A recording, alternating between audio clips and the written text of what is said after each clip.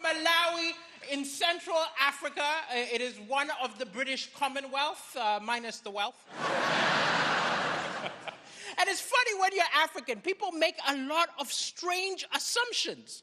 And it's not even from malice. I had a woman who was clearly a fan approach me after a show. She was a posh lady in Oxford. And she was like, oh, you're so funny. You're so funny. It's so inspiring. I love you so much. It's so inspiring. You've come so far. It's so inspiring how you came from nothing. And I was like, what is this woman on about? And the more she spoke, I realized what had happened. She grabbed hold of the fact that I'm from Africa and just started telling herself stories, imagining I grew up in some refugee camp or something like that. This woman had watched way too many charity ads.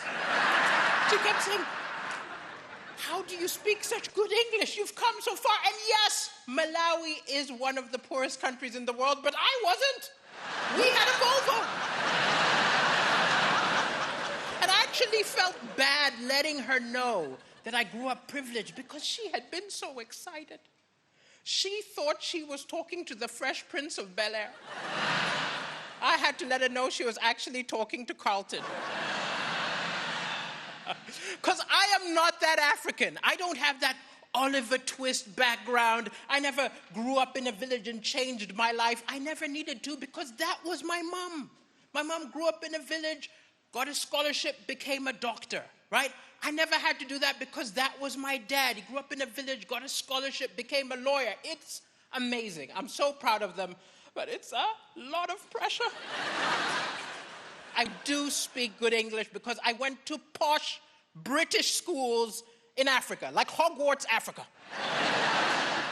But when I look back at it, the curriculum didn't make sense. My primary school was in Kenya, very posh school, but I was in Kenya, surrounded by Kenyans. There is a Kenyan language, Swahili, Hakuna Matata. Disney did not make that up. It never came up once in my schools. They taught me English, French, Latin. Latin is a dead language. I'm a bow, I'm a bus, I'm a bat. It's a waste of time. My crazy school thought there's more chance I'm going to run into the ghost of Julius Caesar than another living, breathing African. And history class. I was in Africa, on African soil. You'd think maybe I'd learn about Nelson Mandela, learn about the Mau Mau rebels. No, Henry VIII. William the Conqueror. I just accepted it because I was a kid. But as I grew older, I realized in loads of subtle ways, my school was telling me that my culture was horrible and yours was awesome. And then I moved to the UK and I heard people say, why do all these immigrants come here? You prepared me perfectly. But I will say this, even though there's some people who aren't welcoming, I find that that's a minority. Most of you could not care less. In fact, I'll go one step further and say most of you hate each other more than foreigners. Streets of Newcastle, someone said to me, you're black, at least you're not from Sunderland.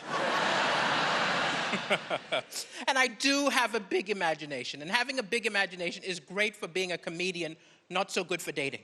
So when you meet somebody on a Monday and you ask them out, you don't go out on a Tuesday. You go out maybe on the Friday. Between Monday and Friday, my imagination goes crazy.